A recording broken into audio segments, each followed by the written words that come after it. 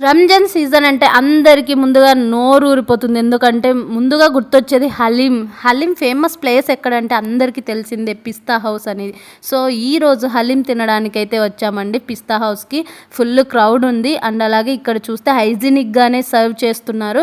Haleem cost వచ్చేసి 350 rupees అండి. But last year అయితే 250 ఉండేదంట. ఈ ఇయర్ అయితే 100 రూపీస్ అయితే పెంచారండి.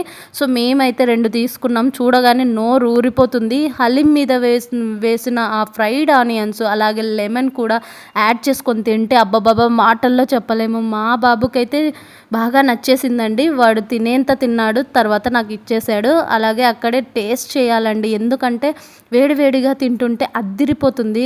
అండ్ అలాగే అంత స్పైసీగా అయితే లేదు. పిల్లలు కూడా తినొచ్చు. సో మా వాడికైతే ఎక్కువయ్యి ఇంకా నాకు కూడా తినిపించేస్తున్నాడు. అలాగే వాడు బన్ అడిగాడని అది తీసియలేదని వీడియోలో చెప్తున్నాడు. మా మమ్మీ బన్ తీసియలేదండి నాకు అని.